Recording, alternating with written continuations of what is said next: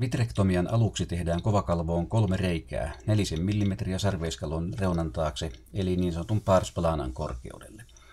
Tässä tapauksessa ne tehdään asettamalla erityisellä pistimellä, troakaarilla pienet läpivientiputket suoraan sidekalvon ja kovakalvon läpi. Ensimmäiseen asetetaan infuusio, joka tuo nestettä silmään koko leikkauksen ajan. 2 muuta ovat leikkausinstrumentteja varten. Yleensä yhdestä avauksesta viedään valokärki ja toisesta vitrektori tai muu instrumentti.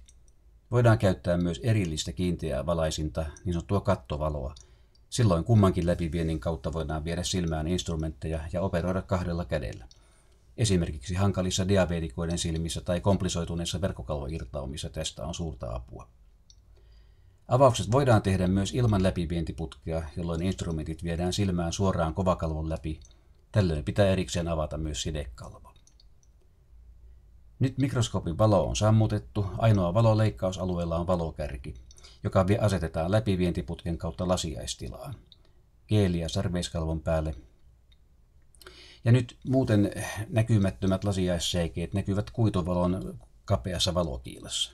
Tässä niitä poistetaan vitrektorilla mustoisaukon takaa suorassa mikroskooppinäkymässä.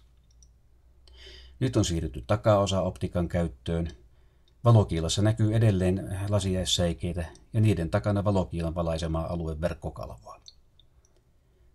Kun lasiainen on näkyvältä alueelta poistettu, varmistetaan vielä, että verkkokalvon pintaan ei ole jäänyt takalasiaiskalvon jätteitä. Pelkälle imulle kytkettyä vitrektoria liikutellaan lähellä verkkokalvoa. Jos säikeitä on, ne takertuvat vitrektoriin ja kohoavat sen verran irti verkkokalvosta, että näkyvät taas valokiilassa. Tällä kertaa mitään ei löytynyt ja siirryttiin seuraavaan vaiheeseen, eli ruiskutetaan verkkokalvon pinnalle väriainetta. Se tarttuu pinnassa oleviin hentoihin kalvostoihin ja tekee ne paremmin erottuviksi. Väriaine saa hetken vaikuttaa, infuusio avataan taas ja väriä sisältävä neste imetään pois vitrektorilla. Pintaan jää hento sininen väri. Värjäytyneeseen membraaniin tartutaan sitten pinsetillä. Otteen täytyy luonnollisesti olla hyvin varovainen, jotta pinsetti ei viottaisi alla olevaa verkkokalvoa.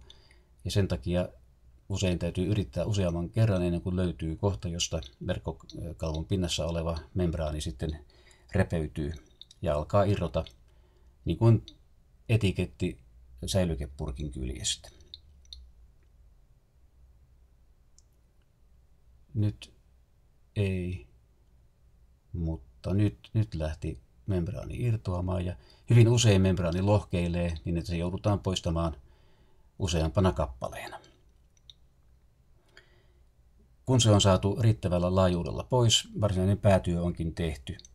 Lopuksi tarkastetaan, että ei ole tullut siinä sivuksi tehdyksi vaurioita verkkokalvon laitaosiin lasiaispaasiksen alueelle. Tämä alue ei näy suoraan takaosaoptiikalla, mutta se saadaan näkyviin painamalla silmää lommolle ulkoapäin. Näin saadaan verkkokalvon etuosakin palapalalta tarkastetuksi ja sen edessä näkyy lasiaisbaasista. Lopuksi poistetaan kaikki 3 läpivientiputkea ja varmistetaan vielä hieromalla, että kanavat tulevat tiiviiksi. Jos ne eivät ole vesitiiviit, pitää asettaa ompeleita.